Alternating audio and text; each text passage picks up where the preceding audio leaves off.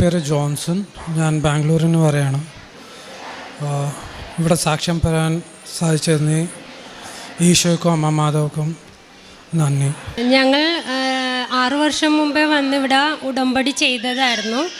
അപ്പോൾ ഞാൻ 4 പ്രാവശ്യം പുതുക്കിയിട്ടുണ്ടായിരുന്നു. പിന്നെ കോഡ് വന്ന ശേഷം ഞങ്ങളിവിടെ വന്നിട്ടില്ലായിരുന്നു. അപ്പോൾ ലാസ്റ്റ് സെപ്റ്റംബറിലാണ് ഞങ്ങൾ നാട്ടിൽ വന്നത്.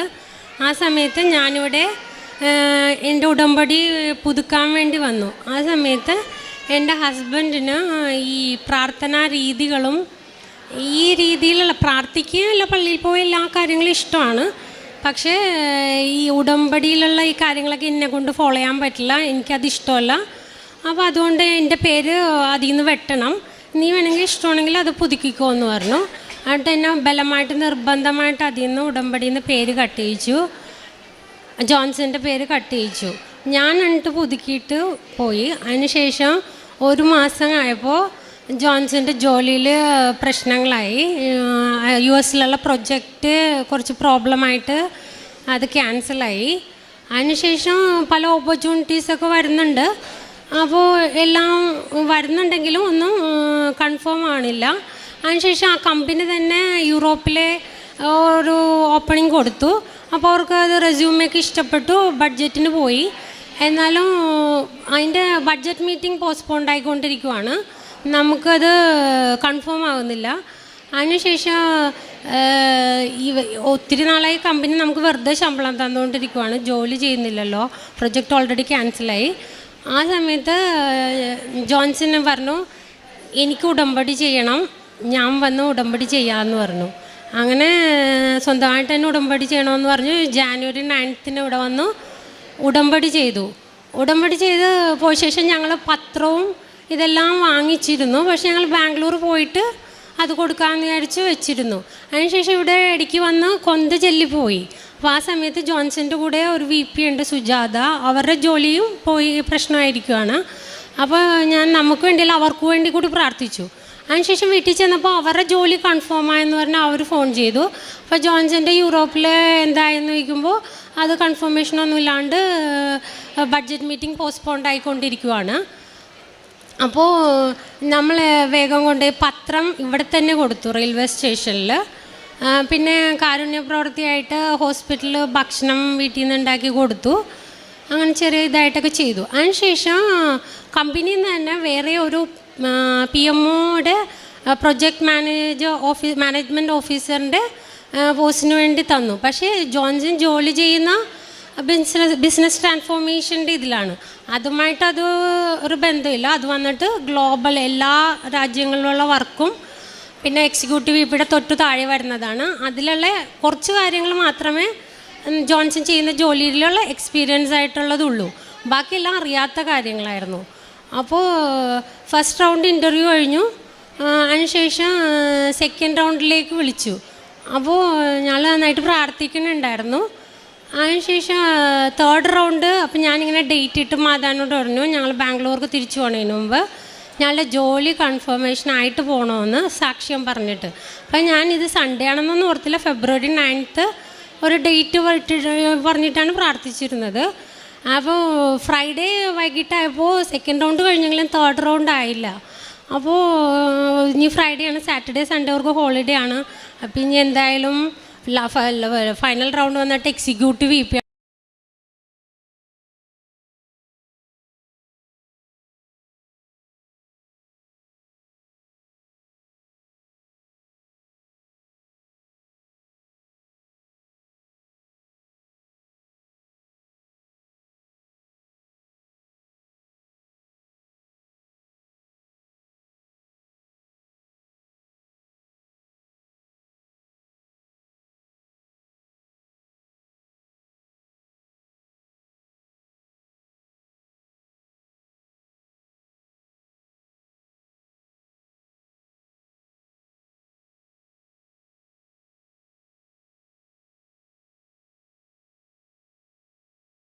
ാണ്. പക്ഷേ നമ്മൾക്ക് അതിന് എക്സ്പീരിയൻസ് ഇല്ലാത്ത ഒരു സംഭവം നമുക്കത് ഇൻ്റർവ്യൂവിൽ ലഭിച്ചു, കൺഫർമേഷനായി. ഇത് ഇൻ്റർണൽ IJPയിലാണ്, ഇത് ദാറ്റ് ഈസ് ഇൻ്റർണൽ ജോബ് പോസ്റ്റിങ്ങിലാണ്. സോ ഇതുവരെ സാലറിയുടെ ഒന്നും ഡിസ്കസ് ആയിട്ടില്ല, പക്ഷേ ജോബ് കൺഫേം ആയി. എനിക്ക് വന്ന മാറ്റം എന്ന് പറഞ്ഞാൽ വീട്ടിലൊക്കെ പറയും എൻ്റെ അഹങ്കാരമോ ഇല്ലെങ്കിൽ എൻ്റെ പൊട്ടത്തരം കാരണമാണ് ഞാൻ ഉടുമ്പടിങ്ങനെ മാറി നിന്നതെന്ന്. പക്ഷേ എനിക്കതൊരു പേഴ്സണൽ എക്സ്പീരിയൻസ് ആയിരുന്നു. ഈ എക്സ്പീരിയൻസ് ഒരു റിലീജിയസ് എക്സ്പീരിയൻസ് ആയിരുന്നു, സ്പിരിച്വൽ എക്സ്പീരിയൻസ് ആയിരുന്നു എനിക്ക്. ഞാൻ പ്രാർത്ഥിക്കുക ഇതൊക്കെ ചെയ്യുമായിരുന്നു, പക്ഷേ എനിക്ക് ആ ഒരു സ്പിരിച്വൽ എന്താണ് പറയണ സ്പിരിച്വൽ ആക്റ്റീവ് സ്പിരിച്വൽ ഇല്ലായിരുന്നു. ഞാൻ ലീജിയൻ ഓഫ് മേരിയിലൊക്കെ ഉണ്ട് ഞാൻ ഞങ്ങളുടെ പള്ളിയിൽ. പക്ഷേ ഒരു എക്സ്പീരിയൻസ് ഉണ്ടാവില്ല സ്വന്തം കാര്യത്തിൽ. അപ്പോൾ എല്ലാം നഷ്ടപ്പെട്ട് നിൽക്കുന്ന ഒരവസ്ഥയിൽ അദ്ദേഹത്തിൻ്റെ ആ ഒരു സഹായം വരണ ഒരു എക്സ്പീരിയൻസ് ഉണ്ടാകുന്നത് ആദ്യമായിട്ടാണ് എനിക്ക്. നേരത്തെ ഉണ്ടായിക്കണം, പക്ഷേ അത് എനിക്ക് ഓർമ്മയില്ല, or I have not realised it. But this is something that I know what has happen to me. So ഞാൻ എപ്പോഴും മാതാവിനോട് പ്രാർത്ഥിക്കണം ഇതായിരുന്നു, എന്തെങ്കിലും ഏതൊരു സാഹചര്യത്തിലും ഞാൻ ഇൻ കേസ് കർത്താവിന് അകന്നു പോകുകയാണെങ്കിൽ എന്നെ പിടിച്ച് കർത്താവിലേക്ക് ചേർത്ത് നിർത്തണമെന്ന്. പക്ഷേ എനിക്ക് തോന്നുന്നു 2022 ഇത്രയും ഞാൻ ഉഴപ്പിയായിരുന്നു പ്രാർത്ഥനയിലും കാര്യത്തിലൊക്കെ.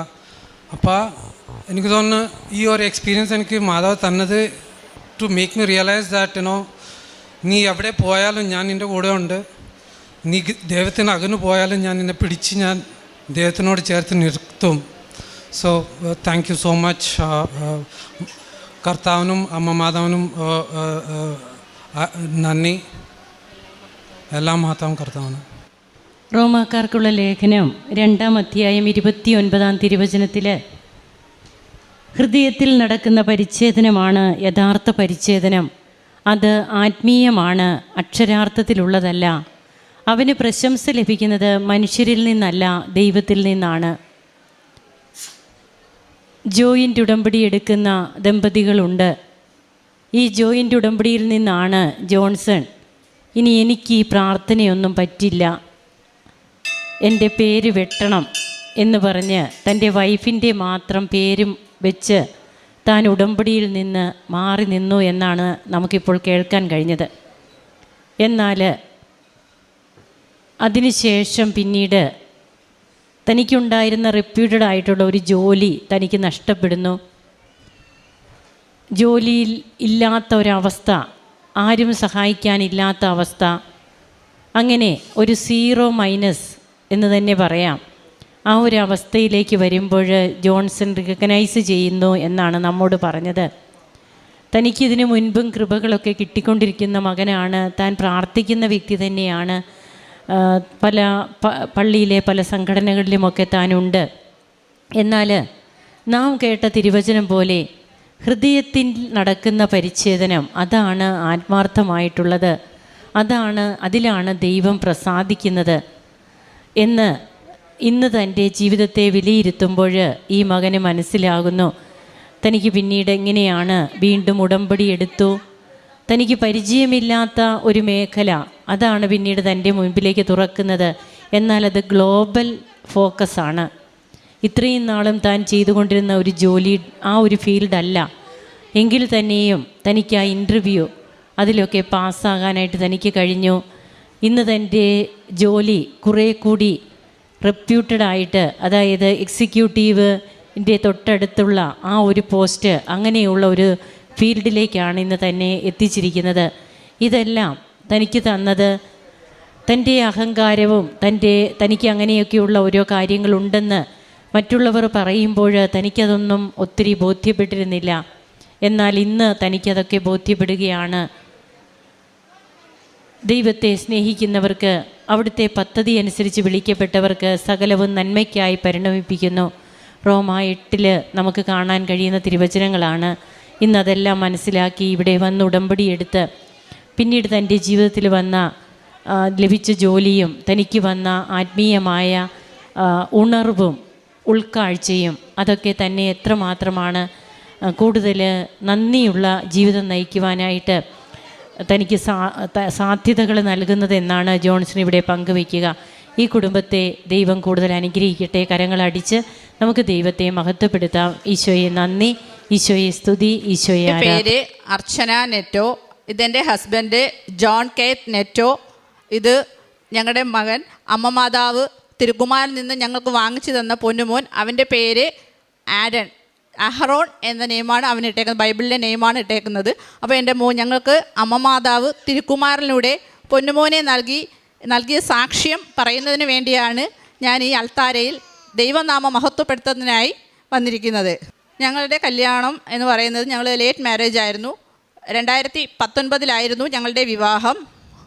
അപ്പോൾ സാധാ എല്ലാവരുടെയും പോലെ തന്നെ ഞങ്ങൾക്ക് 2019 നവംബറിലായിരുന്നു. അപ്പോൾ ഒരു ഫെബ്രുവരിയോടുകൂടി ഞാൻ പ്രഗ്നൻ്റ് ആയെങ്കിലും 6 മന്ത് ആയപ്പോൾ അത് അബോർട്ടഡായി. പക്ഷേ സാധാ റെഗുലറായിട്ടുള്ള ചെക്കപ്പുകളും സ്കാനിങ്ങും ഒക്കെ ഉണ്ടായിരുന്നുവെങ്കിലും 6 മന്ത് ആയി സ്കാനിങ്ങിന് ചെല്ലുമ്പോഴാണ് അറിയുന്നത് കുഞ്ഞ് ഡെഡായെന്നുള്ളത്. അപ്പോൾ തന്നെ ഡോക്ടർ എന്നെ DNCക്കാണ് നിർദ്ദേശിച്ചത്. അപ്പോൾ നമ്മൾ ഡോക്ടറോട് സഡനായിട്ട് അങ്ങനെ കേട്ടപ്പോൾ, അതിപ്പോൾ എനിക്കെന്നല്ല, നമ്മളിപ്പോൾ ഒരു ഫസ്റ്റ് പ്രഗ്നൻസി നമ്മൾ എന്തുമാത്രം പ്രതീക്ഷയോട് കൂടിയായിരിക്കും ഓരോരുത്തരും ഒരു കുഞ്ഞിന് വേണ്ടി ഇരിക്കുന്നത്. അപ്പോൾ ഫസ്റ്റ് പ്രഗ്നൻസിയിൽ തന്നെ അങ്ങനെ വന്നെന്ന് പറഞ്ഞപ്പോൾ ഡോക്ടർ ഫസ്റ്റ് DNC പറയുമ്പോഴും അതങ്ങോട്ട് ഉൾക്കൊള്ളാൻ പറ്റാത്തൊരവസ്ഥയായിരുന്നു എന്നെ സംബന്ധിച്ചിടത്തോളം. പക്ഷേ അപ്പോൾ ഡോക്ടറോട് നമ്മൾ അപ്പോൾ തന്നെ റീസൺ ചോദിക്കുമ്പോൾ ഡോക്ടർ പ്രത്യേകിച്ച് അങ്ങനെ പറയുന്നില്ല. പക്ഷേ 100-ൽ ഒരാൾക്ക് സംഭവിക്കാം, അങ്ങനെ പറയുന്നുള്ളൂ. പക്ഷേ അതിൻ്റെ കറക്റ്റ് റീസൺ, പിന്നെ എന്നെ സംബന്ധിച്ച് എനിക്ക് ഫൈബ്രോയിഡ് ഉണ്ടായിരുന്നു. അപ്പോൾ അതൊരു റീസൺ ആയിട്ടാണ് ഡോക്ടർ അവിടെ കണ്ടത്. അപ്പോൾ പ്രത്യേകിച്ച് റീസൺ പറയുന്നപ്പോൾ ഞങ്ങളുടെ റിലേറ്റീവ്സൊക്കെ പറഞ്ഞു, അതെന്ത് ഡോക്ടറാ അത് 100-ൽ ഒരാൾക്ക് സംഭവിക്കുക, അങ്ങനെയാണോ നമ്മൾ റീസൺ പ്രത്യേകിച്ച് ഇങ്ങനെയുള്ള കാര്യങ്ങൾക്ക് അത് പറയുന്നത്? അങ്ങനെയാണെങ്കിൽ ഒരു കാര്യം ചെയ്യാം, നമുക്കിനി കാണിക്കുമ്പോൾ ആ ഹോസ്പിറ്റലിൽ പോകേണ്ട വേറെ ഏതെങ്കിലും നല്ല ഹോസ്പിറ്റലിൽ നിങ്ങൾ നോക്കി അവിടെ പോകും. പിന്നെ ഞങ്ങളെ സംബന്ധിച്ചിടത്തോളം എനിക്കും അച്ഛനും അമ്മയും ഇല്ല, എൻ്റെ ഹസ്ബൻഡിനും ഇല്ല. അപ്പോൾ ഞങ്ങളുടെ റിലേറ്റീവ്സൊക്കെ എന്ന് പറയുമ്പോൾ ഹസ്ബൻഡിൻ്റെ ആയാലും ബാംഗ്ലൂർ, ചെന്നൈ ചേട്ടന്മാർ. അപ്പോൾ ഞങ്ങളുടെ വീട്ടിൽ ഞങ്ങൾ 2 പേരേ ഉള്ളൂ. അപ്പോൾ എനിക്ക് ഒരു ബ്രദറുണ്ട്, അയാൾ വിവാഹം കഴിഞ്ഞ് അയാൾ ലണ്ടനിലാണ്. അപ്പോൾ ഞങ്ങളുടെ വീട്ടിലും ആരുമില്ല. അപ്പോൾ ഞങ്ങൾ ഇതിനൊക്കെ എന്തെങ്കിലും ഇതെടുക്കുമ്പോൾ ആൻറ്റിമാരുടെ അടുത്തൊക്കെ വിളിച്ചു നോക്കും. അപ്പോൾ അവർ പറഞ്ഞ ഒരു കാര്യം ചെയ്യും, വേറെ ഏതെങ്കിലും ഡോക്ടറെ. അപ്പോൾ ഞങ്ങൾ റിലേറ്റീവ് ഡോക്ടറെ ഇതിൻ്റെ റിസൾട്ട് ഇതെല്ലാം കാണിച്ചപ്പോൾ ഡോക്ടർ വേറൊരു ഡോക്ടറെ നമുക്ക് സജസ്റ്റ് ചെയ്ത് തന്നു. അത് ഇവിടെ ഇരിക്കുന്ന മിക്കവർക്കും അറിയാൻ പറ്റും, ലൈഫ് ലൈൻ ഹോസ്പിറ്റൽ അടൂർ, അവിടുത്തെ ഡോക്ടറെയാണ്, പാപ്പച്ചൻ സക്കറിയ ഡോക്ടറെയാണ് നമുക്ക്, സിറിയക് ഡോക്ടറെയാണ് നമുക്ക് പറഞ്ഞു തന്നത്. അങ്ങനെ ഞങ്ങൾ ഇതിന് ശേഷം, അതായത് ഒരു 6 മന്ത് റെസ്റ്റിന് ശേഷം ഞങ്ങൾ അടൂരിലേക്കാണ് പോയത്. അടൂരിൽ ചെന്ന് ഫൈബ്രോയിഡ് ഫസ്റ്റ് റിമൂവ് ചെയ്തു. അപ്പോൾ ഫൈബ്രോയിഡ് ആണല്ലോ കാരണം പറയുന്നത്. അപ്പോൾ ഫൈബ്രോയിഡ് റിമൂവ് ചെയ്ത് കഴിഞ്ഞ് പിന്നെ നമ്മൾ പ്രഗ്നൻസിയിലോട്ട് അവിടുത്തെ ട്രീറ്റ്മെൻറ്റ് എന്ന് പറയുമ്പോൾ IVF ആണ് അവിടെ ഫസ്റ്റ് എഴുതുന്നതെങ്കിലും എനിക്ക് IVF-നോട് താല്പര്യമില്ല, മറ്റൊന്നൊരു പേടി, അങ്ങനെയുള്ള ആ ഒരു ഇത്. അപ്പോൾ ഞാൻ പറഞ്ഞു IVF-ലോട്ടില്ല, അല്ലാതെ അപ്പോൾ ഇഞ്ചക്ഷൻ എടുക്കാൻ പോകണം, ആഴ്ചയിൽ നമ്മൾ പോകുന്നുണ്ട്. പക്ഷേ അവിടെയും ഞങ്ങൾക്ക് ഫലമെന്ന് പറയുന്നത് ഫെയിലിയർ റിസൾട്ടാണ് അവിടെയും കിട്ടിയത്. പിന്നെ അവിടെയും ഞങ്ങൾ ഒരു 6 മന്തോളം ട്രീറ്റ്മെൻറ്റ് ചെയ്തെങ്കിലും കാശെല്ലാം പോകുന്നതല്ലാതെ വേറെ യാതൊരു ഫലവും അവിടെ കിട്ടുന്നില്ല. അതും കഴിഞ്ഞു. അങ്ങനെ ഇരിക്കുകയാണ്. അപ്പോൾ ഏകദേശം 2021 പകുതിയോളമായി കാണും. അപ്പോൾ അങ്ങനെ ഇരിക്കുമ്പോൾ അപ്പോൾ ഞാൻ ഫസ്റ്റ് പ്രഗ്നൻസി ഇങ്ങനെ ആയപ്പോഴേ, ഫെയിലിയർ ആയപ്പോഴേ എന്നെ അറിയുന്ന ചേച്ചിമാർ പറയുന്നുണ്ട്, മോൾ ഇന്നടക്ക് കൃപാസനത്തിൽ പോകണം, അവിടെ അമ്മ മാതാവിൻ്റെ അടുത്ത് ചെന്ന് ഉടമ്പടി എടുത്താൽ മതി, അത് നടക്കുമെന്ന്. അപ്പോൾ ഞാൻ പറഞ്ഞു, അതെന്താ, നമ്മളിവിടെയും ഉണ്ടല്ലോ അമ്മ മാതാവ്, വേളാങ്കണ്ണി അവിടെ കൊല്ലത്ത് അവിടെ ഉണ്ട്. അപ്പോൾ പിന്നെ നമ്മളെന്തിനാണ് കൃപാസനത്തിൽ എല്ലാവരും സാധാ ഇവിടെ സാക്ഷ്യം പറയുന്ന എല്ലാവരും പറയുന്നത് പോലെ ഞാനും അതുപോലെ പറഞ്ഞു. പക്ഷേ അമ്മ മാതാവിനൊരു നിയോഗമുണ്ടായിരുന്നു. അമ്മ മാതാവിൻ്റെ തിരുനടയിൽ വന്ന് അമ്മ തന്നെ എനിക്കൊരു കുഞ്ഞിനെ തരണം. അമ്മ എന്നെ എപ്പോഴാണോ എന്നെ വിളിച്ചത്, അമ്മ വിളിച്ചിട്ടാണ് ഞാൻ വന്നത്, അല്ലാതെ എനിക്ക് തോന്നിയിട്ടില്ല ഞാൻ വന്നത്. കാരണം അമ്മയ്ക്കൊരു നിശ്ചയമുണ്ടായിരുന്നു, അമ്മ തന്നെ ആ കുഞ്ഞിനെ തരണം. അപ്പോൾ അങ്ങനെ ഇരിക്കെ 8/8/2022 ഞാൻ ആദ്യമായി ഇവിടെ ഉടമ്പടി എടുക്കാൻ വരുന്നത്. ഇവിടെ ഉടമ്പടി എടുക്കാൻ ഫസ്റ്റ് വന്നു, ഞങ്ങൾ ഉടമ്പടി എടുത്തു. അപ്പം ഞാൻ ഹസ്ബൻഡ് അന്ന് വന്നില്ല, ഞാനും ആ ചേച്ചിയാണ് എന്നെ ഇവിടെ കൊണ്ടുപോകും. അപ്പോൾ ഹസ്ബൻഡ് പ്രൈവറ്റായിട്ടൊരു ജോബാണ് ചെയ്യുന്നത്. അപ്പോൾ എപ്പോഴും ലീവ് എടുക്കുക, അപ്പോൾ ഹോസ്പിറ്റൽ കാര്യങ്ങളൊക്കെ ഒത്തിരി ലീവ്, അത് തന്നെ ഒത്തിരി പാടുപെട്ടാണ് അവർ. അപ്പോൾ പിന്നെ ഉടനെ ഒരു ലീവ്. അപ്പോൾ ഞാൻ ആ ചേച്ചിയുമായിട്ടാണ് വന്നത്, ഞാനാണ് ഉടമ്പടി എടുത്തത്. അപ്പോൾ ഉടമ്പടി എടുത്തു. അപ്പോൾ എൻ്റെ മനസ്സിൽ ഇവിടെ ഞാൻ സാക്ഷ്യങ്ങൾ ആ ചേച്ചി പറഞ്ഞതനുസരിച്ച് ആ മുന്നേ സാക്ഷ്യം കേൾക്കുന്നു. അപ്പോൾ കേൾക്കുമ്പോൾ ഞാൻ വന്നു കഴിഞ്ഞാൽ ഉടനെ എനിക്കും കിട്ടും എന്നുള്ള ആ ഒരു ഇതാണ്. പക്ഷേ ദൈവ നിശ്ചയം എന്ന് പറയുന്നത്, ദൈവ നിയോഗം എന്ന് പറയുന്നത് ദൈവഹിതം.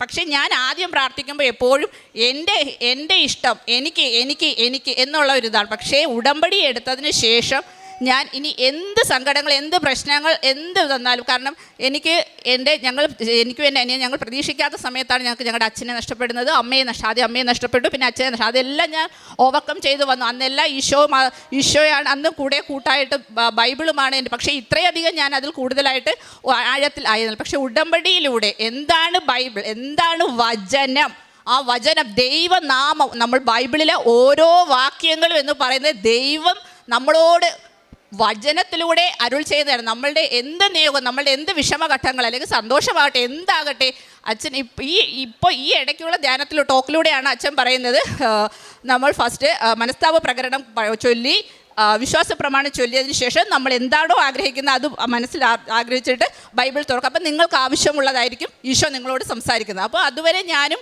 ബൈബിൾ തുറക്കുന്നു. അപ്പോൾ ബൈബിൾ എടുക്കുമ്പോഴത്തേക്ക് വിശ്വാസ പ്രമാണം ചൊല്ലി ബൈബിൾ. പക്ഷേ ഇപ്പോൾ മനസ്താപ പ്രകരണം, വിശ്വാസ പ്രമാണം, പക്ഷേ അത് നമ്മൾ എന്താണോ നമ്മളുടെ മനസ്സിലുള്ളത്, നമ്മൾ അറിയുന്നതിന് മുന്നേ നമ്മളെ അറിയുന്ന ദൈവമാണ് നമ്മളുടേത്. അപ്പോൾ ഞാൻ അങ്ങനെ ഇവിടെ ഉടമ്പടി എടുത്തു. 2022 ഉടമ്പടി എടുത്തതിന് ശേഷം ആ ടൈമിൽ ഉടമ്പടിയിൽ ഇരിക്കെയാണ് എൻ്റെ ഹസ്ബൻഡിന് പ്രൈവറ്റ് ജോബ് എന്ന് ഞാൻ പറഞ്ഞത്, ആ ജോബ് നഷ്ടപ്പെടുന്നത്. പക്ഷേ ജോബ് നഷ്ടപ്പെട്ടെങ്കിൽ 5 മാസത്തോളം ജോലിയില്ലാതെ വീട്ടിലായിരുന്നു. പക്ഷേ എന്ന് വെച്ചിട്ട് ഞങ്ങൾക്ക് ഒന്നിനും ഒരു മുട്ടോ അല്ലെങ്കിൽ അങ്ങനെയുള്ള യാതൊരു ഇതോ ഇല്ല. ഞങ്ങൾ പോലും അറിയുന്നില്ല. സാധാ എങ്ങനെയാണ് അതുപോലെ ഓരോ ദിവസവും പോയി. യാതൊരു വിഷമങ്ങളും തമ്പുരാൻ കർത്താവ് നമുക്ക് തന്നിട്ടില്ല. 1 രൂപയ്ക്ക് വേണ്ടി ഒരാളുടെ വില ഒന്നിനും ഞങ്ങൾക്കൊരു കുറവ് വന്നിട്ടില്ല. അപ്പോൾ അങ്ങനെ ഇരിക്കുക. അപ്പോൾ ഉടമ്പടിയിൽ ഇരിക്കുമ്പോൾ അച്ഛനോട് ടോക്കിൽ ഉടമ്പടിയിൽ ഇരിക്കുമ്പോൾ നമുക്ക് ഒരുപാട് പരീക്ഷണങ്ങൾ വരും. അപ്പോൾ ആ പരീക്ഷണങ്ങൾ നമുക്ക് ദൈവം തരുന്നത് നമ്മൾ ദൈവത്തെ ഉപേക്ഷിച്ചിട്ട് പോകുമോ അതോ ദൈവത്തോട് ഒന്നും കൂടെ അടുക്കുമോ അതറിയുന്നതിലൂടെ ദൈവം നമുക്ക് പരീക്ഷണങ്ങൾ തരും. പക്ഷേ ദൈവം ഓരോ പരീക്ഷണങ്ങൾ തരുമ്പോഴും, കാരണം ഹസ്ബൻഡിൻ്റെ ഒരു ജോബിലാണ് ഞങ്ങൾ ജീവിക്കുന്നത്. അപ്പോൾ അങ്ങനെ പ്രത്യേകിച്ചും ഹസ്ബൻഡിന് ജോബ് നഷ്ടപ്പെട്ട ആ ഒരു പീരീഡിൽ, അതായത് 8/8/2022 ഞാൻ ഇവിടെ വന്നു ഉടമ്പടി എടുത്തു ഒരു 2020, അതായത് ഫസ്റ്റ് ഉടമ്പടി ഞാൻ പുതുക്കി കഴിഞ്ഞതിന് ശേഷം 2023. അപ്പോൾ 2023 എന്ത് ചെയ്യുന്നത്, അതായത് ഇവിടുത്തെ അമ്മമാതാവിൻ്റെ ജപമാല റാലിയിൽ ആദ്യത്തെ റാലിയിൽ പങ്കെടുക്കുക. അതും എനിക്ക് അത്ഭുതമാണ്. കാരണം ഞാൻ ആ റാലിയിൽ ഞാൻ പങ്കെടുക്കാൻ വരുമ്പോൾ ഇത്രയും ദൂരം, അപ്പോൾ അന്ന് ഹസ്ബൻഡ് വന്നിട്ടില്ല. ഞാനാണ് ഹസ്ബൻഡ് അവിടെ ലീവ് കിട്ടിയിരുന്നില്ല. അപ്പം ഞാൻ എന്ത് തന്നെയായിരുന്നു അപ്പം ഞാൻ എൻ്റെ അയലത്തോടെ ഒരു ആൻറ്റിയെ, ഒരു ചേച്ചി എൻ്റെ കൂട്ടിനെ വിളിച്ചു. കാരണം ഇതെല്ലാം കഴിഞ്ഞ് തിരിച്ചു പോകുമ്പോൾ ഒരുപാട് ലേറ്റാകും. പക്ഷേ എനിക്ക് ജപമാല റാലിയിൽ പങ്കെടുത്തുകൊണ്ട് അമ്മമാതാവിനോട് വേറെ ഒന്നും ചോദിക്കാതെ കുഞ്ഞിന് മാത്രം വേണ്ടി പ്രാർത്ഥിച്ച് ജപമാല റാലിയിൽ ഞാൻ പങ്കെടുത്തു. പക്ഷേ ആ ജപമാല റാലി പങ്കെടുത്തതിന് ശേഷമാണ് ഞാൻ ആദ്യം പ്രഗ്നൻ്റ് ആകുന്നതെങ്കിൽ പോലും പക്ഷേ അത് വളരെ കാലം നിന്നില്ല, 11 ആഴ്ച. അപ്പോൾ ഞാൻ വളരെ സന്തോഷിച്ചു. കാരണം ഉടമ്പടി എടുത്തു, എനിക്ക് കുഞ്ഞിനെ കിട്ടിയല്ലോ എന്നുള്ളത് വെച്ച്. പക്ഷേ 11 ആഴ്ചയായപ്പോഴേക്കും പഴയതുപോലെ തന്നെ അത് അബോർഷൻ. അപ്പോൾ അബോർഷൻ ആകുമ്പോൾ എപ്പോഴും അബോർഷൻ ആകുന്നതെന്ന് പറയുന്നത് സ്കാനിങ് റിസൾട്ട് വരുമ്പോഴായിരിക്കും ഡോക്ടറും റിസൾട്ട് കണ്ടിട്ടായിരിക്കും പറയുന്നത്. അതുവരെ എനിക്ക് യാതൊരു തരത്തിലുള്ള പ്രശ്നങ്ങളോ അതിൻ്റെ സിംറ്റംസോ ഒന്നും കാണില്ല. അപ്പോൾ ഡോക്ടർക്ക് ഇപ്പോൾ ഇവിടെ ഉടമ്പടി എടുത്തതിന് ശേഷം ഈ 11 ആഴ്ച അബോർഷൻ ആയതിന് ശേഷം ഡോക്ടറൊക്കെ ചോദിക്കുമ്പോൾ ഡോക്ടറും കൈമലർത്തി. ഡോക്ടർക്കും അറിയത്തില്ല ഇത് എന്താ കാരണം എന്നുള്ളത്. അപ്പോൾ അങ്ങനെ ഇരിക്കുക. അപ്പോൾ എൻ്റെ മനസ്സിൽ ഇനി ഞാൻ അപ്പോൾ ഞാൻ അവിടെ നമ്മൾ ഉടമ്പടി എടുത്തതിന് ശേഷം ഒരു ട്രീറ്റ്മെൻറ്റ് ഒന്നിനും ചിലവാക്കില്ല. ഞാൻ പൂർണ്ണമായിട്ട് ദൈവത്തിൽ ആശ്രയിച്ചു. എൻ്റെ ദൈവത്തിന് ഹിതമാണെങ്കിൽ മാത്രം എനിക്കൊരു കുഞ്ഞിനെ തന്നാൽ മതി എന്നുള്ള രീതിയിലായിരുന്നു ഞാൻ. അതുപോലെ തന്നെയാണ് ആ കുഞ്ഞിനെ തന്നെങ്കിൽ 11 ആഴ്ച മാത്രമേ. പക്ഷേ അപ്പോൾ ഞാൻ തിരിച്ചറിഞ്ഞതെന്ന് വെച്ച് കഴിഞ്ഞാൽ എൻ്റെ ദൈവം ആ 11 ആഴ്ചയിൽ ആ കുഞ്ഞിനെ തിരിച്ചെടുക്കാനിടയാ. കാരണം ഞാൻ ദൈവത്തോട് ഒന്നുകൂടി ദൈവത്തെ കൂടുതൽ അറിയാൻ വേണ്ടി ദൈവത്തോട് ചേർന്നിരിക്കുക. നമ്മൾ ദൈവത്തോട് ചേർന്നിരുന്നു കഴിഞ്ഞാൽ ദൈവം നമ്മോടും ചേർന്നിരിക്കും, നമ്മൾ പോലും അറിയാതെ. അടുത്ത പ്രഗ്നൻസി വന്നപ്പോൾ ഡോക്ടർ സ്കാനിങ് റിപ്പോർട്ട് സ്കാനിങ്ങിന് അയക്കുന്നതിന് മുന്നേ ആ ചീട്ടുമായിട്ട് ഞാൻ ഇവിടെ വന്നു. അപ്പോൾ പിറ്റേന്ന് DNC ചെയ്യണമെന്നാണ് പറഞ്ഞതെങ്കിലും ഞാൻ നേരെ ഇവിടെ വന്നു, അച്ഛനെ കണ്ടു. അപ്പോൾ അച്ഛൻ പറഞ്ഞു, നീ പേടിക്കേണ്ട, 8ാം മാസത്തിൽ നീ ഒരു കുഞ്ഞിന് ജന്മം നൽകുക. അത് കേട്ടപ്പോൾ എനിക്ക് പിന്നെ വേറൊന്നും വേണ്ട, ഓക്കെ ശരി. അപ്പോൾ ഈ കുഞ്ഞ് പോയാലും, കാരണം ഒരുപാട് സാക്ഷ്യങ്ങൾ കേട്ടിട്ടുണ്ട്, അബോർഷനായ കുഞ്ഞുങ്ങൾ പോലും ഇവിടെ വന്നു കഴിയുമ്പോഴത്തേക്കും ദൈവഹിതത്താൽ അവർക്ക് ആ കുഞ്ഞിനെ കിട്ടുന്നതായിട്ട്. അതുകൊണ്ട് ഞാനത് ആ ഒരു വിശ്വാസത്തിൽ ഉറച്ചാണ് ഞാൻ ഓടി ഇവിടെ വന്നത്. പക്ഷേ അച്ഛൻ പറഞ്ഞു അത് വേണ്ട, അടുത്ത കുഞ്ഞിനെ ദൈവം നിനക്ക് തന്നിരിക്കും, അമ്മ മാതാവ് നിനക്ക് തന്നിരിക്കും, ആ കുഞ്ഞിനെയും കൊണ്ടുപോയി സാക്ഷ്യം പറയണം, ഓക്കെ അത്രയേ ഉള്ളൂ. അപ്പോൾ അത് കേട്ടപ്പോൾ എനിക്ക് ഭയങ്കര സന്തോഷം. അങ്ങനെ പിറ്റേന്ന് ചെയ്യുന്നു, എൻ്റെ DNC ഒക്കെ കഴിഞ്ഞു. അപ്പോൾ DNC കഴിയുന്നതിന് അന്നത്തെ രാത്രി ഞാൻ സ്വപ്നം കാണുന്നുണ്ട്. കാരണം ആ കുഞ്ഞിന് പൂർണ്ണ വളർച്ച എത്തിയിട്ടില്ല, ചെവി കുറച്ച് ഇതേ ഉള്ളൂ. അപ്പോൾ അങ്ങനെ എന്തൊക്കെ, അപ്പോൾ അത് ദൈവഹിതമല്ല. കാരണം ദൈവം തരുന്നെങ്കിൽ പൂർണ്ണമായതേ നമുക്ക് തരുത്തുള്ളൂ. അപ്പോൾ ഞാൻ ആ ദൈവത്തോട് ചേർത്ത് വെച്ചപ്പോൾ എനിക്ക് അവിടെ വിഷമങ്ങളോ സങ്കടങ്ങളോ ഒന്നും ഇല്ലായിരുന്നു. അപ്പോൾ ഞാൻ ഈ ഫസ്റ്റ് ഡോക്ടറെ അടുത്ത് പോകുമ്പോഴെല്ലാം എൻ്റെ ഉടമ്പടി കാശ് രൂപം എൻ്റെ കൂടെ കാണും. അപ്പോൾ ഡോക്ടർ തിരക്കുമ്പോൾ നമ്മൾ ഒരു ട്രീറ്റ്മെൻറ്റ് പോലും ചെയ്യാതെ കുഞ്ഞിനെ കിട്ടിയപ്പോൾ ഡോക്ടർ പറഞ്ഞു, അർച്ചന ഇതിനൊക്കെ ഒരു ട്രീറ്റ്മെൻറ്റ് പോലും ചെയ്തില്ലല്ലോ. ഞാൻ പറഞ്ഞു, അതെനിക്ക് അമ്മ മാതാവ് തന്നെയാണ് ഡോക്ടറെ എന്ന് പറഞ്ഞു. അപ്പോൾ ഡോക്ടർ അപ്പോൾ അങ്ങനെ ശരി എന്നൊക്കെ അർച്ചനയുടെ വിശ്വാസം. ഞാൻ പറഞ്ഞു അർച്ചനയുടെ വിശ്വാസമല്ല, സത്യമായ കാര്യമാണ് എന്ന് പറഞ്ഞു. അപ്പോൾ എന്നെ സംബന്ധിച്ച് എനിക്കിങ്ങനെ 2 ട്രിപ്പ് അബോർഷൻ ആയതുകൊണ്ട് ഡോക്ടർ എനിക്ക് റെസ്റ്റ് പറഞ്ഞു, സ്റ്റിച്ച് 3-ാം മാസമായപ്പോൾ സ്റ്റിച്ച് ഇടണമെന്ന് പറഞ്ഞു. അപ്പോഴും ഞാൻ ഈ ഓരോ ട്രിപ്പ് ഡോക്ടറെ കാണാൻ പോകുമ്പോഴും സ്കാനിങ്ങിന് ചെല്ലുമ്പോഴും എല്ലാം കാശുരൂപം, ഉടമ്പടി തൈലം, വയറ്റിൽ പുരട്ടി രാവിലെ പ്രാർത്ഥിച്ച് ഉടമ്പടി ഉപ്പ് ഇതെല്ലാം ആയിട്ടാണ് ഞാൻ പോകുന്നത്. അപ്പോൾ ഡോക്ടർ അങ്ങനെ പറഞ്ഞപ്പോൾ ഫസ്റ്റ് സ്കാനിങ് റിസൾട്ടിൽ ഇത് വന്നപ്പോഴത്തേക്കും ഫസ്റ്റ് സ്കാനിങ് റിപ്പോർട്ട് വന്നു. അപ്പോൾ അതിനകത്ത് ആ റിപ്പോർട്ട് വന്നപ്പോൾ റിപ്പോർട്ടിനകത്ത് ഡേറ്റ് എന്ന് പറയുന്നത് 8/8/2024. അപ്പോൾ ഞാൻ അന്ന് ശ്രദ്ധിച്ചില്ല. വീട്ടിൽ ചെന്നത് വായിച്ചപ്പോഴാണ് എനിക്ക് മനസ്സിലായി അച്ഛനും ഇവിടെ പറഞ്ഞത് 8-ാം മാസത്തിൽ നീ ഒരു കുഞ്ഞിന് ജന്മം നൽകുന്നതാണ്. അപ്പോൾ അങ്ങനെ വന്നപ്പോഴത്തേക്കും 8-ാം മാസത്തിൽ അപ്പം ഞാൻ വെച്ച് 8 മന്തിലാകുക ഓഗസ്റ്റ് ഒന്നും ഞാൻ പ്രതീക്ഷിച്ചില്ല. പക്ഷേ അങ്ങനെ ഇരിക്കെ അപ്പോൾ ഞാൻ എന്നും രാവിലെ എഴുന്നേറ്റ് 3 മണിക്ക് എഴുന്നേറ്റ് 3 മണിക്ക് എഴുന്നേറ്റ് സമ്പൂർണ്ണ ജപമാല പ്രാർത്ഥിക്കും, കൊന്തച്ചൊല്ലും, അമ്മമാതാവിൻ്റെ പ്രത്യക്ഷീകരണ പ്രാർത്ഥന 33 പ്രാവശ്യം തിരുക്കുമാരൻ്റെ തിരുവയസ്സോട് ചേർത്ത് വെച്ചുകൊണ്ട് 33 പ്രാവശ്യം അമ്മമാതാവിൻ്റെ പ്രത്യക്ഷീകരണ പ്രാർത്ഥന ചൊല്ലുമായിരുന്നു. അതുപോലെ തന്നെ അതേ സമയം തന്നെ അമ്മമാതാവിൻ്റെ ആ ഉടമ്പടി തൈലവും അതെല്ലാം ഞാൻ എൻ്റെ വയറ്റിൽ പുരട്ടിയായിരുന്നു പ്രാർത്ഥിച്ചുകൊണ്ടിരുന്നത്. അങ്ങനെ അപ്പോൾ ഓരോ സ്കാനിങ്ങിന് പോകുമ്പോഴും ടെൻഷനാണ്. ഓരോ സ്കാനിങ്ങിന് പോകുമ്പോഴും വിശ്വാസപ്രമാണം ചൊല്ലി ഉടമ്പടി തൈലം പുരട്ടി എല്ലാം ചെയ്തിട്ടാണ് പോകുന്നത്. എന്നാലും അവിടെ ചെന്നിട്ടും സ്കാനിങ് റൂമിലോട്ട് കയറുമ്പോഴും അവിടെ ഉടമ്പടി ഉപ്പ് ഇട്ട് വിശ്വാസപ്രമാണം ചൊല്ലി ആ ടേബിളിൽ കിടക്കുമ്പോഴും എല്ലാം എനിക്ക് ഓരോ ഇതിന് പോകുമ്പോഴും എനിക്കൊരു ഉള്ളിലൊരു ഭയമാണ് ഇതിൻ്റെ റിസൾട്ടിന് എന്താ. കാരണം എപ്പോഴും സ്കാനിങ് റിപ്പോർട്ട് വരുമ്പോഴാണല്ലോ ഫെയിലിയർ ആകുന്നത്. പക്ഷേ എന്നിരുന്നാലും ദൈവഹിതം എന്താണോ അതെനിക്ക് എന്തായാലും കുഞ്ഞിനെ എനിക്ക് നഷ്ടമായാലും എനിക്ക് കിട്ടുമെന്ന് എനിക്ക് പൂർണ്ണ വിശ്വാസമുണ്ടായിരുന്നു. എന്നാലും നമ്മൾ മനുഷ്യർ ബലഹീനരാണല്ലോ. ചില സമയത്ത് നമ്മൾ തിരിച്ചും ചിന്തിക്കാം. ആ ഒരു ഇത് അത്രയും എനിക്കും അവിടെ വന്നോളൂ. പക്ഷേ എന്നിരുന്നാൽ പോലും ഓരോ സ്കാനിങ് റിപ്പോർട്ടുകളും എനിക്ക് അത്യധികം സന്തോഷം ഉളവാക്കുന്നതായിരുന്നു. അപ്പോൾ ഡോക്ടർ ആദ്യം പറഞ്ഞു അഥവാ 8 മാസം വരെ ആകുകയാണെങ്കിൽ അർച്ചന അഥവാ നമുക്ക് 8 മന്ത് വരെ നോക്കാം, അത് കഴിഞ്ഞിട്ട് നമുക്ക് സിസേറിയൻ ചെയ്താണെങ്കിൽ അർച്ചനയ്ക്ക് ഇങ്ങനെ ഒരു കണ്ടീഷൻ ആയതുകൊണ്ട് ഞാൻ കൂടുതലായിട്ട് മുന്നോട്ട് പോകില്ല എന്ന് പറഞ്ഞു. ഓക്കെ.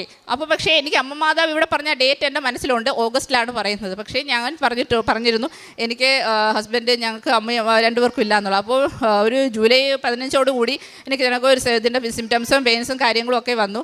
അപ്പോൾ ആ ഒരു ഇതുകൊണ്ട് എനിക്ക് 15-ാം തീയതി തന്നെ ജൂലൈ 15-ാം തീയതി ഞങ്ങൾ ഹോസ്പിറ്റലിൽ അഡ്മിറ്റായി. അപ്പോൾ ഹോസ്പിറ്റലിൽ അഡ്മിറ്റ് ആകുമ്പോൾ ദൈവം ഓരോന്നിനും ഞങ്ങൾക്ക് മുന്നേ ഞങ്ങളറിയാതെ ഓരോരുത്തരെയും, കാരണം ഞങ്ങളെ സംബന്ധിച്ച് ഞങ്ങൾക്ക് ഹോസ്പിറ്റലിൽ കൂടെ നിൽക്കാൻ വ്യക്തികൾ എനിക്ക് ഒരു ചേച്ചിയില്ല, അതിന് സഹോദരി. അപ്പോൾ അങ്ങനെയുള്ളൊരു വന്നപ്പോൾ അവിടെ ഞങ്ങൾക്ക് വേണ്ടി ദൈവം ഞങ്ങൾക്ക് മുന്നേ പ്രവർത്തിച്ചു. ഒരു ആൻറ്റിയെ ഒരു സിസ്റ്റർ ആൻറ്റിയെ തന്നു. ആൻറ്റി ഞങ്ങൾക്ക് 1 മാസം ഹോസ്പിറ്റലിൽ ഞങ്ങളെ കൂടെ, പിന്നെ വീട്ടിൽ 1 മാസത്തോളം കുഞ്ഞിനെ എന്നെ നോക്കാനൊക്കെ ഉണ്ടായിരുന്നു. അപ്പോൾ അവിടെ എല്ലാം ദൈവം. അപ്പോൾ ഞാൻ എപ്പോഴും മാതാവിനോട് പറയും, പ്രാർത്ഥിക്കും, മാതാവേ ഞങ്ങൾക്ക് ആരുമില്ല, നീ വേണം ഞങ്ങളോട് കൂടെ വരണം.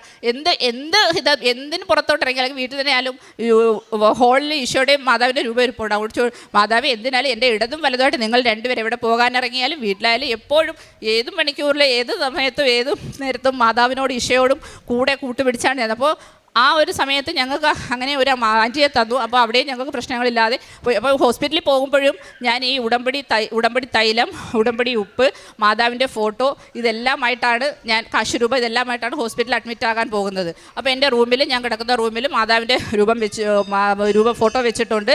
ഇത് ഉടമ്പടി തൈലം. അപ്പോഴത്തേക്കും 16-ാം തീയതി എനിക്ക് സിസേറിയനുള്ള ഡേറ്റ് ഇട്ടു. അപ്പോൾ 16-ാം തീയതി ലേബർ ഓപ്പറേഷൻ തിയേറ്ററിലോട്ട് കൊണ്ടുപോകുമ്പോഴും ഞാൻ ഇതെല്ലാം എൻ്റെ കയ്യിൽ കരുതി. അപ്പോൾ അതിൻ്റെ തീറിൻ്റെ വാതിലെത്തിയപ്പോൾ അടുത്ത് സിസ്റ്റർ പറഞ്ഞു, മോളെ ഇത് കയ്യിൽ നിന്ന് കൊണ്ടുപോയി കഴിഞ്ഞാൽ അഥവാ മോളെ കയ്യിൽ നിന്ന് കൈവശം വന്നു പോയാൽ എന്ത് ചെയ്യും? അപ്പോൾ അങ്ങനെയാണെങ്കിൽ ഞാൻ പറയും, എന്നാൽ ഞാൻ ഇത് മാതാവിൻ്റെ രൂപം ഞാൻ കാശുരൂപം ഞാൻ കൊണ്ടുപോകുന്നില്ല, കാരണം എനിക്ക് ഉപ്പും ഇത് അപ്പം പറഞ്ഞ് ഞാൻ അത് കയ്യിൽ വെച്ചു. അപ്പോൾ ഞാനും ചിന്തിച്ചു അഥവാ ചിലപ്പോൾ ഞാൻ എൻ്റെ കയ്യിൽ നിന്ന് കൈമോശം വന്നപ്പോൾ അത് അതിലും വലിയ വിഷമമാകുമല്ലോ, കാരണം ഞാൻ അത്ര നിധി പോലെയാണ് ഞാനിത് കരുതുന്നത്. അപ്പോൾ ഇത് കഴിഞ്ഞു, സിസേറിയൻ കഴിഞ്ഞു. അപ്പോൾ സിസേറിയൻ കഴിഞ്ഞു ആ ഒരു സമയത്ത് മാത്രമാണ് ഞാൻ എൻ്റെ കുഞ്ഞിനെ കാണുന്നത്. പിന്നെ ഞാൻ അവനെ കണ്ടിട്ടില്ല. 10 ദിവസം കഴിഞ്ഞിട്ടാണ് ഞാൻ എൻ്റെ കുഞ്ഞിനെ കാണുന്നത്. കാരണം അത്രയും ആഗ്രഹിച്ചിരുന്ന് കിട്ടിയ കുഞ്ഞാണ്. അവനെ ഞാൻ 10 ദിവസം കഴിഞ്ഞിട്ടാണ് കാണുന്നത്. കാരണം എന്ന് വെച്ച് കഴിഞ്ഞാൽ മോന് ജനനത്തോടു കൂടി അവന് ബ്രീത്തിങ് പ്രോബ്ലം, അതായത് സാധാ കുഞ്ഞുങ്ങൾ ബ്രീത്ത് ചെയ്യുന്നതിനേക്കാൾ ഓവറായിട്ട് അവൻ ബ്രീത്ത് ചെയ്യുമായിരുന്നു, റെസ്പിറേറ്ററി പ്രോബ്ലംസ്. അപ്പോൾ അവന് വെന്റിലേറ്ററിലായിരുന്നു. അപ്പോൾ ഞാൻ അവിടെ ഡെലിവറി കഴിഞ്ഞ് പോസ്റ്റ് വാർക്ക് കിടക്കുമ്പോൾ ചോദിക്കും, കുഞ്ഞിനെ തിരക്കുമ്പോഴത്തേക്ക്, കാരണം എൻ്റെ അപ്പുറത്തും ഇപ്പുറത്തൊക്കെ കിടക്കുന്ന പേഷ്യൻസിൻ്റെ കുഞ്ഞിനെ ഫീഡ് ചെയ്യാനായിട്ട് കൊണ്ടുവരും, എൻ്റെ കുഞ്ഞിനെ മാത്രം കൊണ്ടുവരുന്നില്ല. അപ്പോൾ എനിക്ക് അപ്പോൾ എൻ്റെ മനസ്സിൽ 2 ട്രിപ്പ് ഇങ്ങനെ വന്നതുകൊണ്ട് എനിക്കതൊരു എന്നിട്ട് ഞാൻ അപ്പം പറയും, സിസ്റ്റർമാരും പറയും അത് കുഴപ്പമൊന്നുമില്ല, കുഞ്ഞിനെ ICUയിലുണ്ട്, അർച്ചന പിന്നെ ഡിസ്ചാർജ് റൂമിലോട്ട് മാറ്റുമ്പോഴത്തേക്ക് കാണാൻ പറ്റും, പ്രത്യേകിച്ച് പ്രശ്നമൊന്നുമില്ല എന്ന് പറയുമെങ്കിൽ പോലും എനിക്ക് ഭയങ്കര വിഷമമായിരുന്നു. കുഞ്ഞ് ഓരോരുത്തർ ഫീഡ് ചെയ്യാൻ കുഞ്ഞിനെ കൊണ്ടുവരുമ്പോഴും ഞാൻ നോക്കി എൻ്റെ കുഞ്ഞാണോ എന്നുള്ളത്. പക്ഷേ പിറ്റേന്നായപ്പോൾ എന്നെ റൂമിലോട്ട് മാറ്റി. റൂമിൽ പക്ഷേ മോനെ കൊണ്ടുവന്നില്ല. അങ്ങനെ ഞാൻ റൂമിൽ പ്രശ്നമായി. അപ്പോൾ പറഞ്ഞു കുഴപ്പമില്ല, കുഞ്ഞിന് 2 ദിവസം കഴിയുമ്പോൾ, ഓരോ ദിവസം ഞാൻ ചോദിക്കുമ്പോൾ 2 ദിവസം കഴിയുമ്പോൾ കൊണ്ടുവരും. പക്ഷേ ഇവരെല്ലാവരും എന്നിൽ നിന്ന് മറച്ചു വെച്ചിരുന്നതാണ് കുഞ്ഞിൻ്റെ പ്രോബ്ലം എന്താണെന്നുള്ളത്. അപ്പോൾ 2 ദിവസമായി, 3 ദിവസമായി, 4 ദിവസം. അപ്പോൾ ഓരോ ദിവസവും ഞാൻ രാത്രിയിൽ ഇരുന്ന് ഞാൻ പറഞ്ഞു, ഞങ്ങൾക്ക് കൂടെ കാശ്രൂപവും മാതാവിൻ്റെ ഫോട്ടോ ഇതെല്ലാം കൂടെ. അപ്പോൾ രാത്രിയെല്ലാം ഇരുന്ന് ഞാൻ പ്രാർത്ഥിക്കുകയാണ്. മാതാവേ, സങ്കീർത്തനങ്ങൾ 127:3 പറയുന്നുണ്ട്, കർത്താവിൻ്റെ ദാനമാണ് ഉദരഫലം. അപ്പോൾ അത് ദാനമായി തന്നത് നീ തിരിച്ചെടുക്കരുത്, എനിക്ക് എൻ്റെ കുഞ്ഞിനെ തിരിച്ചു വേണമെന്ന് പറഞ്ഞ് ഞാൻ കരഞ്ഞ് രാത്രി മുഴുവൻ ഞാൻ, അല്ലെങ്കിൽ ഞാൻ സിസേറിയൻ ചെയ്ത് കിടക്കുക, അതൊന്നും ഞാൻ ചിന്തിച്ച് ഞാൻ എൻ്റെ അമ്മ മാതാവിനോട്, ഈശോയോട് ഞാൻ മുട്ടിപ്പായി ഞാൻ പ്രാർത്ഥിച്ചു. ഞാൻ കരഞ്ഞു എൻ്റെ കുഞ്ഞിനെ, കാരണം ഞങ്ങൾക്കോ അമ്മയച്ഛനും ഇല്ല, ഞങ്ങൾക്ക് താലോലിക്കാൻ, ഞങ്ങൾക്ക് ഓമയ്ക്കാൻ ഒരു കുഞ്ഞിനെ തന്നിട്ട് അത് തിരിച്ചെടുക്കരുത്. എനിക്ക് കുഞ്ഞില്ലാതെ ഞാൻ ഇവിടെ നിന്ന് പോകില്ല. എനിക്ക് എൻ്റെ കുഞ്ഞിനെയും കൊണ്ട് ഞാൻ ഉടമ്പടി എടുത്തിട്ടുണ്ടെങ്കിൽ ഞാൻ ഈ കുഞ്ഞുമായിട്ട് ഞാൻ തിരിച്ചു, എൻ്റെ മോൻ ഒരു പോറൽ പോലും ഏൽക്കാതെ, ഒരു ആപത്തും കൂടാതെ എനിക്ക് തിരിച്ചു കിട്ടണമെന്ന് ഞാൻ രാത്രി പ്രാർത്ഥിച്ചു. ആ രാത്രിയിൽ ഞാൻ സ്വപ്നം കാണുന്നുണ്ട്, എൻ്റെ അമ്മ മാതാവ് എൻ്റെ അടുത്ത് വന്നിട്ട് എൻ്റെ കാൽപാദത്തിൻ്റെ അവിടുന്ന് അമ്മയുടെ ഇവിടെ ഇരിക്കും ഈ സ്റ്റാച്ചു, ഇതേ രൂപം തന്നെയാണ് അമ്മ മാതാവ് ഉയർന്നു പോകുന്നത്. മോൻ കിടക്കുന്നത് ഞാൻ കിടക്കുന്ന ബിൽഡിങ്ങിൻ്റെ ഞാൻ 7-ലും കണ്ട, അപ്പോൾ അതിൻ്റെ 10-ലോ അങ്ങടെ മോൻ്റെ റൂം ICU വരുന്നത്, ആ മുകളിലോട്ടാണ് അമ്മ മാതാവ് ഉയർന്നു പോകുന്നത്. അതിന് ശേഷം കാണുന്നത് വെച്ച് കഴിഞ്ഞാൽ എൻ്റെ കയ്യിലെ, പക്ഷേ ഈശോയുടെ ആണിപ്പഴുതുള്ള കൈയാണ് ഞാൻ കാണുന്നത്. ഈശോയുടെ ആണിപ്പഴുതുള്ള കയ്യിൽ ആ ആണി തുളച്ചേറിയ ആ ഒരു ഹോൾ, അതിലൂടെ ഈശോയുടെ തിരുമുഖം ഞാൻ കാണുന്നുണ്ട്. എന്നിട്ട് ഈശോയും എൻ്റെ കാൽപാദത്തിൻ്റെ അവിടെ നിന്നിട്ട് ഈശോയുടെ ആ രൂപവും അവിടുന്ന് ഉയർന്നു പോകുന്നത്, അതും പോകുന്നത് മോൻ്റെ അടുത്തേക്കാണ്. അപ്പോൾ ഞാൻ ആ സ്വപ്നം കണ്ട് ഞാൻ ഞെട്ടി ഉണർന്നു. അപ്പോൾ എനിക്ക് സമാധാനം. പിന്നെ ഞാൻ അങ്ങനെ പ്രാർത്ഥിച്ചില്ല, കാരണം എൻ്റെ ഈശോയും എൻ്റെ അമ്മ മാതാവും എൻ്റെ കൂടെ തന്നെയുണ്ട്.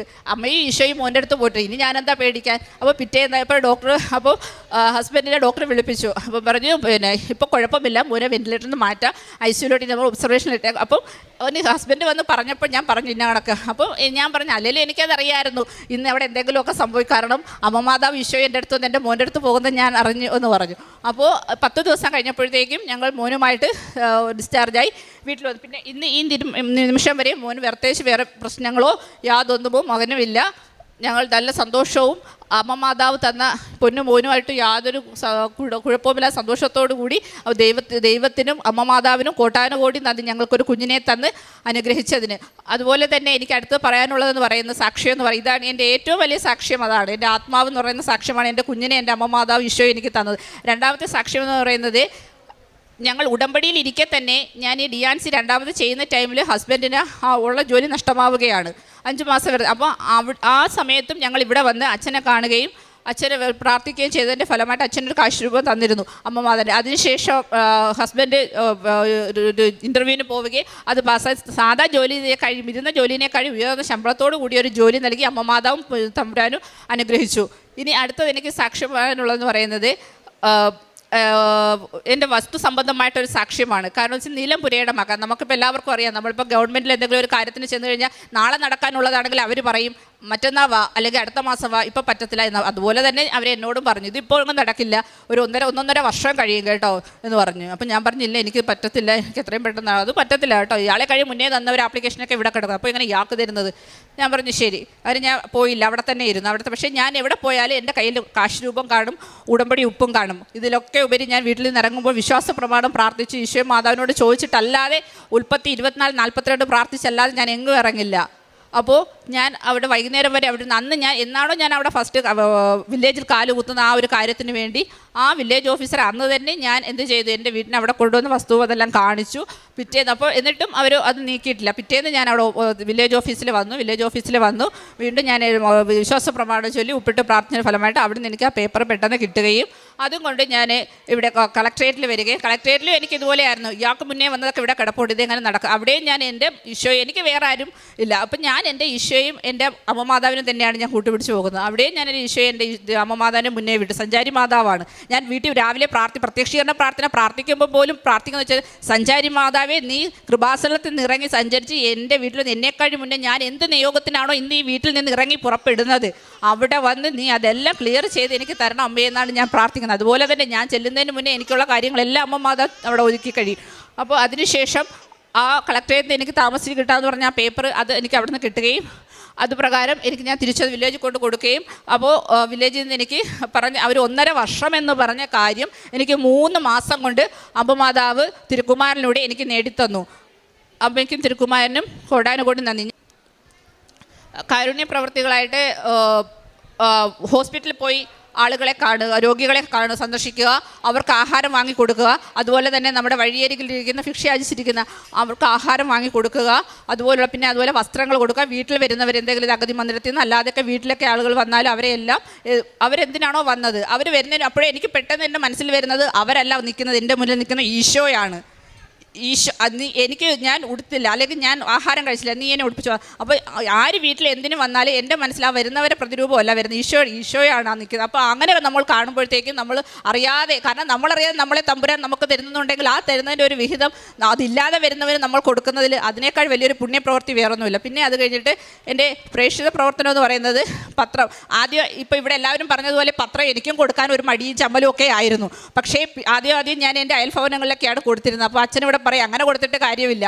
അപ്പം ഞാൻ പിന്നെ ആ പത്രവുമായിട്ട് ഹോസ്പിറ്റലുകളിലും അല്ലാതുള്ള സ്ഥലങ്ങളിലൊക്കെ പോയി അവർക്കും എല്ലാം പത്രങ്ങൾ കൊടുക്കും. ഈശോയും മാതാവിനെ അവരോട് പറയും എനിക്ക് കിട്ടിയ സൗഖ്യങ്ങൾ അല്ലെങ്കിൽ മറ്റു സാക്ഷ്യങ്ങളിലൂടെ ഓരോരുത്തർക്ക് അമ്മ മാതാവും ദൈവകുമാരൻ എന്തൊക്കെയാണ് കൊടുത്തത് ആ പത്രങ്ങളിലൂടെ വായിച്ചു നോക്കണം. അപ്പം നിങ്ങൾക്ക് നിങ്ങളുടെ എന്തിതാണോ നിങ്ങൾക്ക് നടക്കാനുള്ള അത് ദൈവമാതാവും അമ്മ തിരുക്കുമാരൻ വഴി നിങ്ങൾക്ക് നേടിത്തരും. അച്ഛൻ്റെ ധ്യാനം അതെല്ലാ ചൊവ്വാഴ്ചയും ഉപവാസത്തോടു കൂടി തന്നെയാണ് ഞാൻ ഇരിക്കുന്നത്. അത് ഒരുങ്ങി തന്നെയായിരിക്കുന്നത്. അപ്പോൾ അച്ഛൻ ഇവിടെ ഈ ഇടയ്ക്ക് ടോക്കിൽ പറഞ്ഞു, ഒരുങ്ങിയിരിക്കുക എന്ന് പറയുമ്പോൾ നമ്മൾ കുളിച്ച് വൃത്തിയായി ഇരുന്നിട്ട് മനസ്സ് ശുദ്ധമല്ലെങ്കിൽ പിന്നെ ഒരുങ്ങിയിരുന്നിട്ട് പ്രയോജനമില്ല എന്ന് അച്ഛൻ പറയുന്നുണ്ട്. അപ്പോൾ അത് കേട്ടപ്പോൾ എനിക്ക് സ്വാഭാവികം ചിരിയും വന്നു. പക്ഷേ എന്നെ സംബന്ധിച്ച് ഞാൻ ഇവിടെ ഫസ്റ്റ് ഞാൻ വരുന്നത് പോലും 3-4 ദിവസത്തെ ഉപവാസം എടുത്തതിന് ശേഷമാണ് അമ്മമാതിൻ്റെ തിരുനടയിൽ പോലും ഞാൻ കാലുകുത്തുന്നത്. അപ്പോൾ ഇവിടുത്തെ അച്ഛൻ്റെ ധ്യാനം കേൾക്കാനിരുന്നാലും ഉപവാസത്തോടു കൂടി തന്നെയാണ് ഇരിക്കുന്നതും. ഇപ്പോഴും ഞാൻ അച്ഛൻ്റെ ധ്യാനം അതുപോലെ തന്നെ അത് ഭക്തി ബഹുമാനത്തോടു കൂടി തന്നെയാണ് ഇപ്പോഴും അത് കാണുന്നത്. ചില സമയത്ത് നമ്മുടെ മനസ്സിൽ നമ്മൾ എന്തെങ്കിലും ചിന്തിക്കുന്ന അതായിരിക്കും ചിലപ്പോൾ അച്ഛനിലൂടെ ദൈവം പറയുന്നത്. അപ്പോൾ ഞാൻ ഇതായിരുന്നല്ലോ ഇപ്പം ചിന്തിച്ചത്, ഈശോ അത് പെട്ടെന്ന് സംഭവം ഒരു ഇല പോലും ഭൂമിയിൽ വീണ് കഴിഞ്ഞാൽ അത് ദൈവത്തിൻ്റെ. നമ്മളിപ്പോൾ ചിന്തിക്കുന്നു, ഇപ്പം ഞാനിവിടെ നിൽക്കുന്നു പറയും, അല്ലെങ്കിൽ നമ്മളിപ്പോൾ മറ്റുള്ളവർ പറഞ്ഞു അത് എന്ത് പോലെയായാലും അതെല്ലാം ദൈവം അറിയാതെ ഇവിടെ നമുക്കൊന്നും. അപ്പോൾ എനിക്കും എൻ്റെ ഭവനത്തിനും അമ്മ മാതാവും തിരുക്കുമാരനും തന്ന എല്ലാ അനുഗ്രഹങ്ങൾക്കും കോടാനുകോടി നന്ദി, സ്തുതിയും ആരാധനയും അർപ്പിക്കുന്നു. യേശുവേ സ്തോത്രം, യേശുവേ നന്ദി, യേശുവേ മഹത്വം, യേശുവേ ആരാധന. ഇനിയും ഞാൻ അടുത്ത വർഷവും അമ്മ മാതാവിൻ്റെ പ്രത്യക്ഷീകരണത്തിൻ്റെ സാക്ഷി എൻ്റെ ജീവിതത്തിൽ ഞങ്ങൾ ഉടമ്പടിയിലായിരിക്കുന്നു. ഞങ്ങളുടെ ജീവിതകാലം മുഴുവൻ അടുത്ത വർഷവും എൻ്റെ അമ്മ മാതാവ് പുതിയ ഒരു പ്രത്യക്ഷീകരണത്തിൻ്റെ സാക്ഷ്യത്തിനായിട്ട് എന്നെ ഒരുക്കിക്കൊണ്ടിരിക്കുകയാണ്. അടുത്ത ജനുവരിയിൽ ഞാൻ ഇവിടെ വരും. അത് പൂർണ്ണ വിശ്വാസവും പ്രത്യാശയോടും കൂടി ഞങ്ങൾ കാത്തിരിക്കുന്നതാണ്. യേശുവേ സ്തോത്രം, യേശുവേ നന്ദി. ദൈവനാമത്തിന് മഹത്വം ഉണ്ടാകട്ടെ. ആമേൻ. Praise Lord. ലേവ്യരുടെ പുസ്തകം 26-26 അധ്യായത്തിൽ ഞാൻ നിങ്ങളെ കടാക്ഷിക്കുകയും സന്താനപുഷ്ടി നൽകി നിങ്ങളെ വർദ്ധിപ്പിക്കുകയും ചെയ്യും. നിങ്ങളുമായി ഞാൻ എൻ്റെ ഉടമ്പടി ഉറപ്പിക്കും. തങ്ങൾക്ക് കുഞ്ഞിനെ ലഭിച്ച സാക്ഷ്യമാണ് അർച്ചന നെറ്റോ ഇവിടെ പങ്കുവെക്കുന്നത്. തനിക്ക് അതിനു മുൻപ് 2 പ്രാവശ്യം കുഞ്ഞുങ്ങളെ ലഭിച്ചിരുന്നതാണ്. എന്നാൽ അത് പിന്നീട് എങ്ങനെയാണ് തനിക്കത് അബോർഷനായി പോകുന്നത്? ഉടമ്പടി എടുത്തതിന് ശേഷവും തനിക്ക് അങ്ങനെ തന്നെ സംഭവിച്ചു. എന്നാൽ അതൊന്നും ദൈവത്തിൽ നിന്ന് തന്നെ അകറ്റിയില്ല. അതായത് പ്രതിസന്ധികൾ എങ്ങനെയാണ് ഈ മകള് കൃപകളാക്കി മാറ്റുന്നതിന് പിന്നീട് പരിശ്രമിക്കുന്നതെന്നുള്ളതാണ്. പ്രതിസന്ധികൾ വന്നാൽ പെട്ടെന്ന് ഓടി ഒളിക്കുവാനായിട്ട് തുനിയുന്ന വ്യക്തികളാണെങ്കിൽ അവർക്ക് ദൈവസ്നേഹം അനുഭവിക്കുവാനായിട്ട് ചാൻസ് പിന്നീട് നഷ്ടപ്പെടുകയാണ്. എന്നാൽ എത്ര പ്രതിസന്ധി വന്നാലും തങ്ങൾക്ക് ലേറ്റ് മാര്യേജ് ആയിരുന്നു, അപ്പോഴതിൻ്റേതായ ബുദ്ധിമുട്ടുകളുണ്ട്. എന്നാൽ ദൈവത്തിന് അസാധ്യമായിട്ടൊന്നുമില്ല എന്ന് പൂർണ്ണമായി വിശ്വസിച്ചുകൊണ്ട് നാം കേട്ട തിരുവചനം പോലെ സന്താനപുഷ്ടി നൽകി ദൈവം അനുഗ്രഹിക്കും. ആ ഒരു വിശ്വാസത്തിൽ, ബോധ്യത്തിൽ ഈ ദമ്പതികൾ മുമ്പോട്ട് പോകുന്നു. പിന്നീട് തങ്ങൾക്ക് കിട്ടിയ കുഞ്ഞുമായിട്ട് ഇന്നിവിടെ വന്ന് സാക്ഷ്യം പങ്കുവയ്ക്കുകയാണ്. കുഞ്ഞുണ്ടായതിന് ശേഷം വീണ്ടും ബ്രീത്തിങ് ഡിഫിക്കൽറ്റി ഉണ്ടായിരുന്നു. കുഞ്ഞ് വെൻറ്റിലേറ്ററിലായിരുന്നു. എന്നാൽ അവിടെയും എപ്പോഴും ഈ മകള് ദൈവത്തിൽ പൂർണ്ണമായി ശരണപ്പെട്ടു. ഉടമ്പടി നേർച്ച വസ്തുക്കൾ ആദ്യന്തം ഉപയോഗിക്കുന്നു.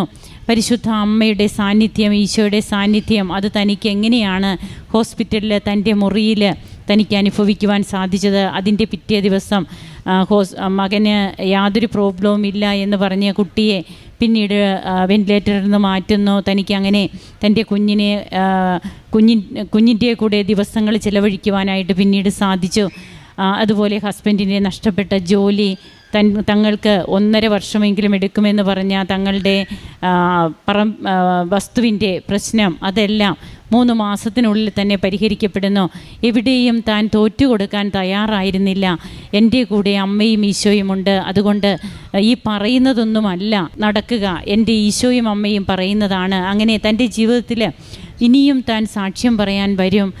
ഇവിടെ ഏറ്റവും ബോധ്യമുള്ള ഒരു ജീവിതം നയിക്കുന്ന കുടുംബങ്ങൾ ഇന്ന് ഒത്തിരിയേറെ വളരുകയാണ്. വളർന്നു കൃപാസനത്തിലൂടെ കുടുംബങ്ങൾ ദൈവത്തിലേക്ക് കൂടുതൽ അടുക്കുകയാണ്.